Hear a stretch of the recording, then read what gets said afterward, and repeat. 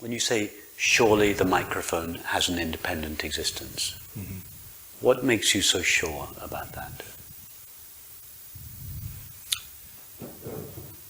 I mean, what are you using as the test of your certainty, your surety? What would be a good test of certainty? I'm tempted to say it's just intelligence. That Okay, and what would you base your intelligence on? How would you know whether what your intelligence tells you is true or not? What would be the benchmark? What would you refer your intelligence to?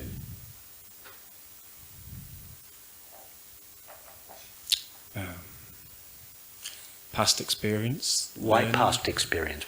Can you give me an example of an experience that is not taking place now, that is taking place in the past? Can you give me an example of a past experience?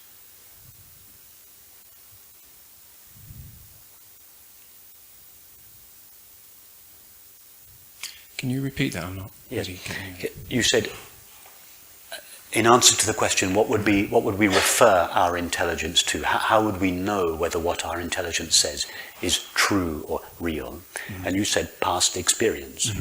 So I said, why past experience? And then I asked you, what is your experience of a past experience? We all know what the current experience is. Yeah. We're all experiencing the current experience. What is your experience of a past experience? Just a knowing of a thought or a memory. Does that happen now or in the past? It happens now. Okay, so leave the current experience on one side and tell us again about your experience of a past experience. Try to have a past experience. Yeah, Can't do it. Okay, so instead of using past experience as the measure, in order to refer our intelligence to past experience, why don't we just refer it to experience? Wouldn't that be a good measure of our intelligence? To know whether something is true or not, wouldn't just experience be the test that something is true or real? I mean, if we're not going to use experience as the test of reality, what are the other options? Belief. Yeah.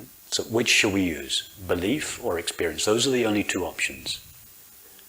Which would be the most accurate to use as a test of whether something is true or real?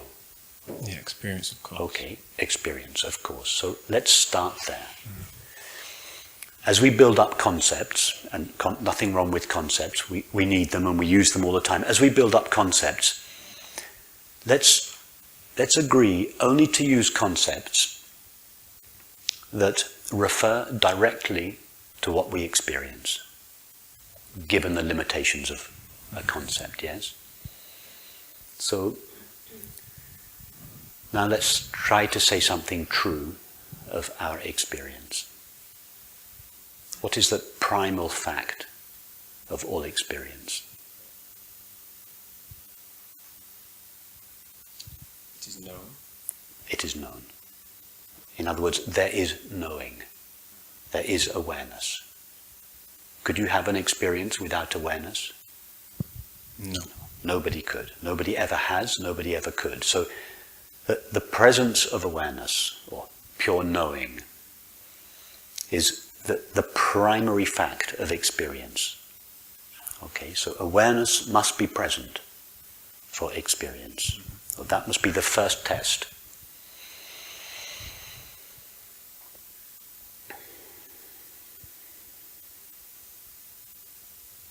Our entire world culture is founded upon the fundamental presumption, or about the founding idea of our culture, is the belief that there is a world, a mind and a body, but primarily a world, independent of awareness. First of all, there was time and space, then the universe, then the world, then the body, then the brain, then the mind, and finally awareness popped up. But that's the basic model that our world culture is founded upon. What evidence is there for that model? Is there any evidence for it at all? I mean, has any physicist ever found a world, an object, or a particle that existed independent of awareness? No.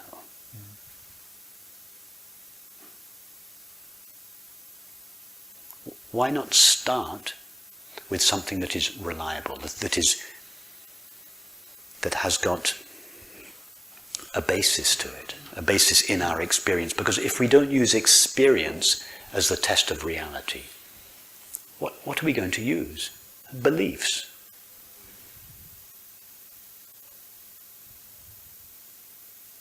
So to bring that to my example, it's belief. So talking about putting this microphone behind the door, there's the belief that the microphone is behind the door, but that's not my experience. Is that correct? It's not your experience. Yeah. There's just a belief that there is something behind that door, but it's not an experience. It's a belief that there is something behind the door. It's a belief that there is something called a door. What door are you referring to? This object, this physical object called a door. Where is it in your experience? All you know is your perception. And even all you know of your perception is the knowing of it. We don't have a perception of the door. We never find the door, we just know our perception. In fact, we don't even know our perception, we just know knowing. Do you see how these ideas, even the idea of a perception, is a subtle superimposition on our actual experience, let alone the concept of a door, which is a superimposition on a superimposition.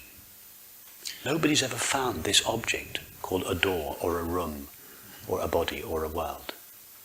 Right now, all we are experiencing is the current sensation and the current perception. It's not a sensation of the body.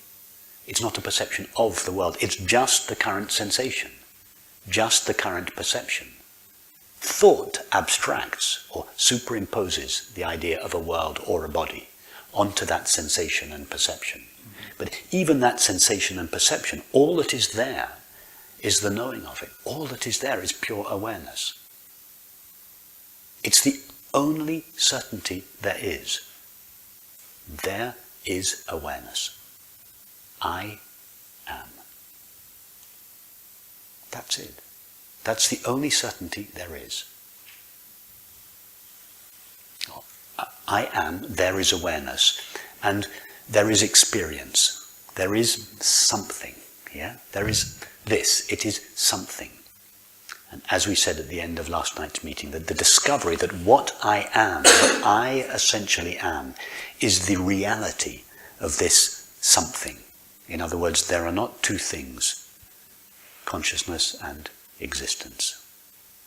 They are the same. What it is what I am. Sat equals Chit, and this is the experience that is commonly called peace or happiness, Ananda. That's all we can be certain of. Why not stick to that? It's still fine to have a concept of doors and microphones and peoples. I use these concepts all the time. It's not possible to lead a human life without these concepts. It's fine to have them. Concepts of particles and atoms and whatever concept you need for your particular life. I don't need to use concepts of atoms and molecules. It's not my line of work, but some people do. Fine, nothing wrong with that. concepts of time and everything you need, bodies and children, and it's fine. But the belief that those concepts refer to something that is actually real, that is the problem. In other words, the concepts are not a problem. The concept of time, of space, of objects, of selves is not a problem, but the belief that they refer to something that is real, that is the problem. And by subscribing to that belief, we lose, or at least we seem to lose touch with the reality of our experience. And losing touch with the reality of our experience is commonly called suffering, unhappiness. And the only way to have real relief from that experience of unhappiness is to go towards the true nature of our experience and discover pure awareness there, which is the experience of happiness or peace.